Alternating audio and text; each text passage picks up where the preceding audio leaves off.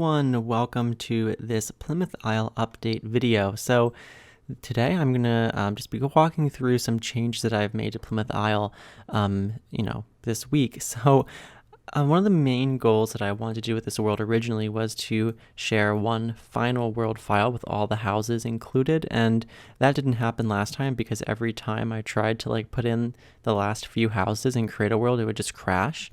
And so this week I figured it out actually how to do it. And when I looked this up on Google, it was the answer, or the instructions was in the second search results. I don't know what I was doing a year and a half ago before, but I figured it out.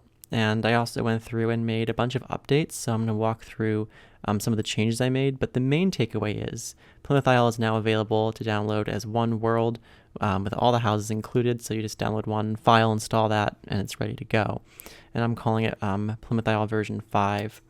So if I go into Edit Town, I'm just going to walk through some of the updates. Actually, a lot of the lots I had to make some slight changes to. So some of the community lots, I think the school and the hospital and the art gallery, I did some touch-ups to the terrain paint. But on a more serious level, someone told me that this house over here, Ocean Overlook, the stairs weren't actually working. So I looked into it, and this house had stacking stairs. So I had to change it here. So you can see now these stairs are not stacking. And I actually checked every single house in the world that has that had stacked stairs to make sure they all worked. And actually I found that 2 more houses had stairs that didn't work. So I changed those as well. One of them was suspended, which is over here.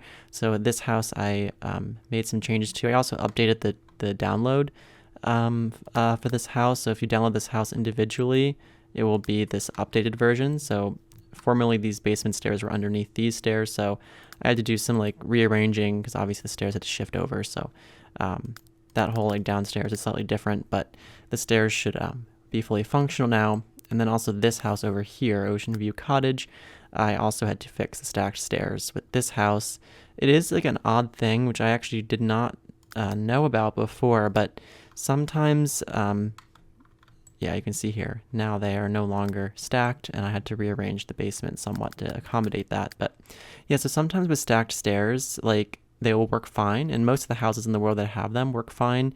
It's just an orientation thing for some reason. On some lots, if you have the stairs oriented just a certain direction, they don't work when they're stacked, whereas they work fine oriented the other way. So I don't really know why it's that way, but it just is. So that's fine. I fixed them, and so now that should all be good. Good to go. And yeah, also one other major issue I actually found was over here.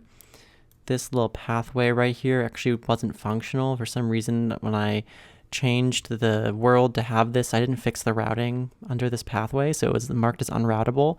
So I fixed that, so now your Sims can actually walk down here and then alongside the ferry terminal and up this way.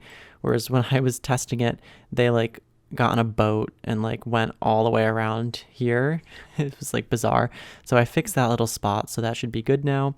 But yeah, basically the main takeaway is I just had to just do some small adjustments. Some of the pools for some reason weren't working, the one in this house, the one in the hotel, the one in this house, and the one in this house. For some reason the pools weren't working when they had pool ladders. Your Sims could still jump into them if you walked them around the other side. I don't know what this is, why it was happening, because the other pools, this one and this one and the one over here and the one here, they all worked fine. And so I just removed the pool ladders on the resort and on some of these. Here, I'll go into this house. So I just removed the pool ladders, so when you click swim, your Sims will just jump right in and they can climb out. So it works now. I don't really know. I tried looking it up. I couldn't find anything about that, but you can see, so some of the lots don't have the ladders anymore, so they work. So yeah, just a weird thing. The diving boards though don't. So on the resort, the diving board doesn't work. I don't know why. I tried to fix it, but I don't know what's up with that. So there's always going to be things that aren't exactly perfect. This apartment building and possibly the other ones when your sim moves in, they can only see one floor, like just the first floor. So you have to like click use stairs to get them to go upstairs, and then it shows the next floor, and click use stairs, and they go up the next floor, and then it's fine.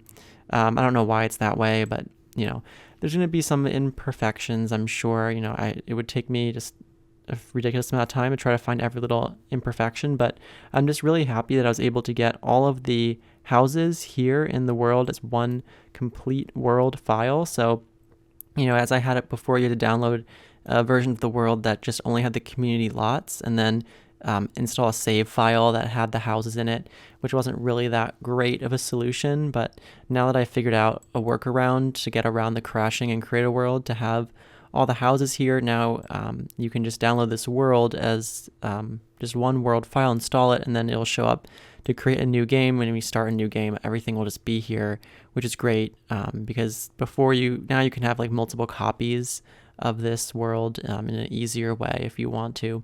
And at this time, I don't think I'm going to include the blank version. I think I'm just going to have this available to download as a full world, since it's finally finished and all like here as one part. So yeah, and just to reiterate, as I've mentioned this in past videos with the world, you have to have pretty much every expansion and stuff pack, I think, and some store content to have everything exactly as I have it, but you don't have to have everything to use it. It'll just like replace objects that you don't have, so it's not the end of the world if you don't have everything. It'll still work.